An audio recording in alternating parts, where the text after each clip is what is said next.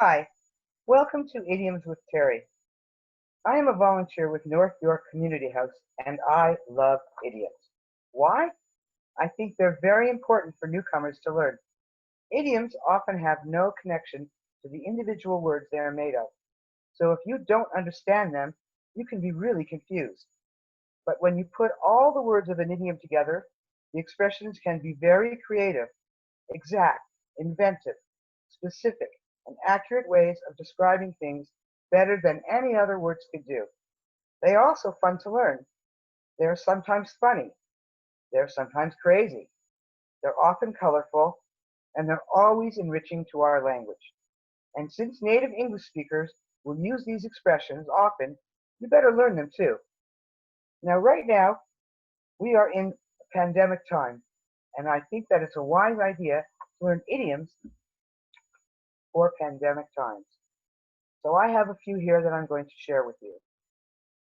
Number one, can't make heads nor tails out of something. This means something you cannot understand, something you cannot make sense of, something you cannot figure out. The sentence, I can't make heads nor tails out of what caused this pandemic. Can't make heads nor tails out of something. Number two, going stir crazy. Going stir crazy. That means becoming very anxious, restless, bored, irritable, or that kind of feeling from being confined or trapped in one place for too long and not feeling stimulated. How would we use it? I'm going stir crazy from having had to stay home for the last 7 days. Stir crazy. Number three, being cooped up. The act of being confined, again, it's another expression very similar. You're in a place that's cramped, it gives you no freedom, and you can't leave. Being cooped up at home all this time is making me go stir crazy. I'm stuck at home. I'm cooped up. Number four, climbing the walls. Like going stir crazy, you're feeling anxious, restless, bored, frustrated, trapped. Use it in a sentence. I haven't been able to go anywhere for weeks. I am climbing the walls. I am climbing the walls. Number five, at the end of my rope. At the end of your, his, her, or their rope. The meaning of this expression is that you've reached the limit of your patience or your energy. You're feeling very exasperated. For example, I've tried to order groceries online from many different places, but none of them seem to be working properly. I'm at the end of my rope. I'm at the end of my rope. Next one, grin and bear it.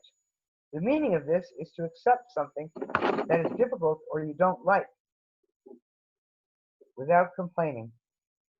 So you grin because you're not complaining, and you bear something because it's a burden. So grin and bear it. Here it is in a sentence. I don't like having to wear a mask when I go outside, but I have to grin and bear it. I don't like it, but I have to grin and bear it. Next one is a flip a bit. We're going to go for some more upside words because we don't want to only learn negative expressions. We also want some positive ones. So look on the bright side. Look on the bright side. That means to see the positives of a negative situation. Find something cheerful in times that don't seem so cheery. For example, I know the pandemic has caused us a lot of problems, but look on the bright side. Since people are not driving to work, the pollution is much better and the air is cleaner. Look on the bright side. Find something positive in a negative situation. Number seven. Sorry, it's number 8, but it's the next one. Light at the end of the tunnel. Also positive. We think things are really going badly, but we can see a better future. There will be an end to the difficult times we are in. Let's use it in a sentence. I know it feels like the pandemic will never end, but there is light at the end of the tunnel. There is light at the end of the tunnel. Next one. Sorry, going negative again. Doom and gloom. It's got a negative meaning, a feeling that a situation is bad and there's no hope for it to improve. But you can also use it in a positive way. with the expression, it's not all doom and gloom. Though it may feel like things are bad, there are some bright spots. So let's use it in a sentence. I miss being with all my friends and family, but it's not all doom and gloom. We can use Zoom, we can use FaceTime, and we can see each other. It's not all doom and gloom. Next one, hang in there.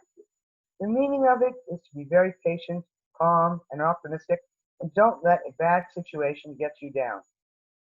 So in a sentence, we might say, I know it feels like this pandemic will never end, but hang in there. Things will change soon. Things will get better. Just hang in there. I hope you enjoyed these idioms. And remember, if you want to learn to speak English better, idioms are your friend. I'm Terry. Thank you for watching.